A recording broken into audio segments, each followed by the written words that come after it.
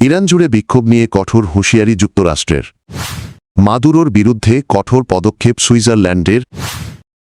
মাদুরোকে ধরতে $25 মিলিয়ন ঘোষণা ছিল বাইডেন প্রশাসনের।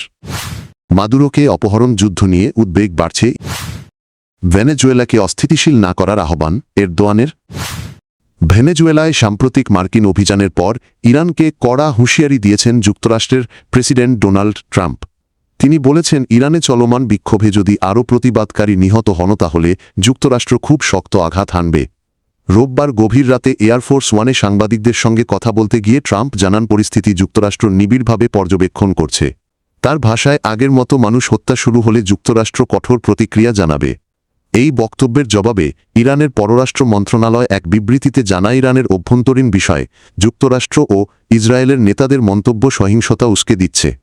তারা অভিযোগ করে ইসরায়েল ইরানের জাতীয় ঐক্যে আঘাত হানার সুযোগ খুঁজছে। এর আগে ট্রাম্প সতর্ক করে বলেছিলেন, শান্তিপূর্ণ বিক্ষোভকারীদের ওপর গুলি চালানো হলে যুক্তরাষ্ট্র হস্তক্ষেপ করবে। এদিকে ইরানের রাজধানী তেহরান সহ কয়েকটি শহরে বিক্ষোভ অব্যাহত রয়েছে। অর্থনৈতিক সংকটের প্রতিবাদে শুরু হওয়া এই আন্দোলন এখন রাজনৈতিক দাবিতেও রূপ নিচ্ছে। তবে ইরানের সর্বোচ্চ নেতা আয়াতুল্লাহ আলী খামেনি বলেছেন, বিক্ষোভ এখনও দেশব্যাপী রূপ নেয়নি এবং দ্রুত বিস্তার লাভ করছে না। ভেনেজুয়েলার প্রেসিডেন্ট নিকোলাস মাদুরো এর বিরুদ্ধে কঠোর পদক্ষেপ নিয়েছে সুইজারল্যান্ড। সুইস সরকার ঘোষণা দিয়েছে, সুইজারল্যান্ডে থাকা নিকোলাস মাদুরো ও তাঁর সঙ্গে সংশ্লিষ্ট ব্যক্তিদের সব ধরনের সম্পদ তাৎক্ষণিকভাবে জব্দ ফ্রিজ করা হবে। সোমবার 5 জানুয়ারি বিবিসি এক প্রতিবেদনে এ তথ্য জানায়। সুইস কর্তৃপক্ষ জানিয়েছে, সংশ্লিষ্ট সম্পদ যেন দেশটির বাইরে সরিয়ে নেওয়া না যায়, সে কারণেই জরুরি ভিত্তিতে এই পদক্ষেপ নেওয়া হয়েছে। পাশাপাশি তারা বলেছে, ভবিষ্যতে আইনি প্রক্রিয়ায় যদি প্রমাণিত হয় যে এসব সম্পদ অবৈধভাবে অর্জিত হলে সেগুলো ভেনেজুয়েলার জনগণের কাছে ফেরত দেওয়ার চেষ্টা করবে সুইজারল্যান্ড। সুইজারল্যান্ড 2018 সাল থেকেই ভেনেজুয়েলার ওপর নিষেধাজ্ঞা আরোপ করে আসছে। এসব নিষেধাজ্ঞার আওতায় এখন পর্যন্ত 54 জন ব্যক্তির বিরুদ্ধে সম্পদ জব্দ ও ভ্রমণ নিষেধাজ্ঞা কার্যকর রয়েছে। মাদুরোর নামে সুইজারল্যান্ডে ঠিক কত সম্পদ আছে তা এখনও স্পষ্ট নয়।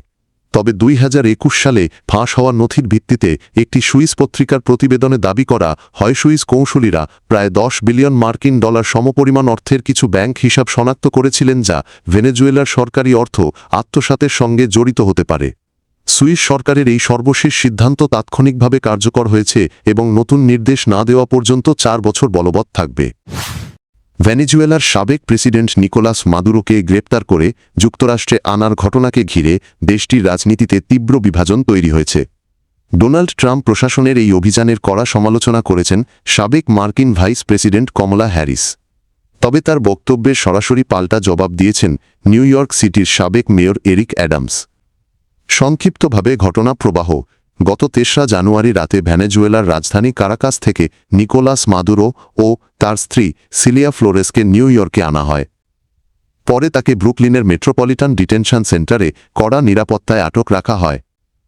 মাদুরোর বিরুদ্ধে মাদক সন্ত্রাস, যুক্তরাষ্ট্রে কোকেন আমদানি এবং ভারী অস্ত্র চোরাচালানের মতো গুরুতর অভিযোগ আনা হয়েছে। মামলাটি শুনানি হবে 5 জানুয়ারি নিউ ইয়র্ক সময় দুপুর 12টায় ম্যানহাটনের ফেডারেল আদালতে।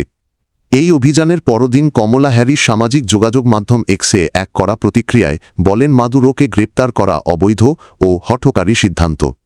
তার দাবি, এটি গণতন্ত্র রক্ষা বা মাদক বিরোধী যুদ্ধ নয়, বরং ভেনেজুয়েলার তেলের ওপর নিয়ন্ত্রণ নেওয়ার চেষ্টা। তিনি সতর্ক করে বলেন, এ ধরনের একতরফা পদক্ষেপ গোটা অঞ্চলে অস্থিরতা বাড়াতে পারে এবং মার্কিন সেনাদের ঝুঁকিতে ফেলবে। এর জবাবে কয়েক ঘণ্টার মধ্যেই এরিক অ্যাডামস ফেসবুকে এক দীর্ঘ পোস্টে স্মরণ করিয়ে দেন, মাত্র 1 বছর আগেই বাইডেন হ্যারিস প্রশাসন মাদুরোকে ধরিয়ে দিতে $25 মিলিয়ন পুরস্কার ঘোষণা করেছিল। তিনি সেই সময় সরকারি নথি ও সংবাদ প্রতিবেদনও পোস্টে যুক্ত করেন। ভেনেজুয়েলার প্রেসিডেন্ট নিকোলাস মাদুরোকে অপহরণের ঘটনায় ইরানে উদ্বেগ বাড়ছে। ঘটনার কয়েক ঘণ্টার মধ্যেই ইসরায়েলের শীর্ষ রাজনীতিবিদ ইয়াইর লাপিদ তেহরানকে সরাসরি সতর্কবার্তা দেন। তিনি বলেন, ভেনেজুয়েলায় যা ঘটছে ইরানের শাসক গোষ্ঠীর তা গভীরভাবে লক্ষ্য করা উচিত। আল জাজিরার প্রতিবেদনে বলা হয়েছে, এর আগে মার্কিন প্রেসিডেন্ট ডোনাল্ড ট্রাম্প ইসরায়েলের প্রধানমন্ত্রী বেনিয়ামিন নেতানিয়াহুয়ের সঙ্গে বৈঠক করে ইরানের বিরুদ্ধে নতুন হামলার হুমকি দেন। সেই প্রেক্ষাপটেই লাপিদের এই বক্তব্যকে তাৎপর্যপূর্ণ বলে মনে করছেন বিশ্লেষকরা। বিশেষজ্ঞদের মতে ভেনেজুয়েলা ও ইরান ইস্যু আলাদা হলেও মাদুরোর বিরুদ্ধে ট্রাম্প প্রশাসনের পদক্ষেপ মধ্যপ্রাচ্যে যুদ্ধের ঝুঁকি বাড়াতে পারে। এ বিষয়ে ন্যাশনাল ইরানিয়ান আমেরিকান কাউন্সিলের সভাপতি জামাল আবদি বলেন, এ ধরনের আইন বহির্ভূত পদক্ষেপ বিশ্ব পরিস্থিতিকে আরও অস্থিতিশীল করছে। তার মতে সার্জিক্যাল উপায়ে সরকার পরিবর্তনের ধারণা ইরানের বিরুদ্ধে যুদ্ধপন্থীদের আরও উৎসাহিত করতে পারে। তিনি সতর্ক করে বলেন, মাদুরোর অপসারণ ইরানকে সামরিক শক্তি বাড়ানো বা যুক্তরাষ্ট্র ও ইসরায়েলের সম্ভাব্য হামলার আগেই পাল্টা পদক্ষেপ নিতে প্ররোচিত করতে পারে, যা বড় ধরনের সংঘাতের ঝুঁকি তৈরি করবে।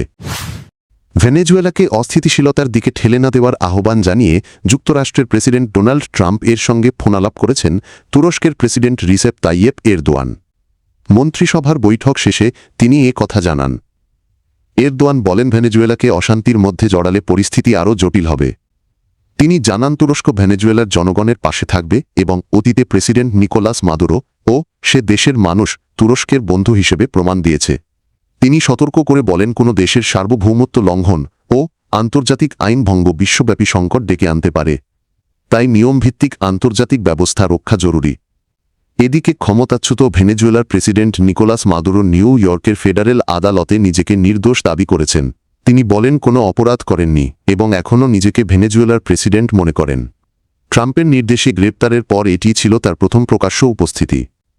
৬৩ বছর বয়সী মাদুরোর বিরুদ্ধে নার্কো টেররিজম, কোকেন আমদানির ষড়যন্ত্র এবং অবৈধ অস্ত্র রাখাসহ 4টি গুরুতর অভিযোগ আনা হয়েছে। আদালতে তিনি বলেন, আমি নির্দোষ, তবে বক্তব্যের মাঝেই বিচারক অ্যালভিন হেলারস্টাইন তাকে থামিয়ে দেন। একই মামলায় তার স্ত্রী সিলিয়া ফ্লোরেস ও নির্দোষ দাবি করেছেন। মামলার পরবর্তী শুনানি অনুষ্ঠিত হবে আগামী 17 মার্চ।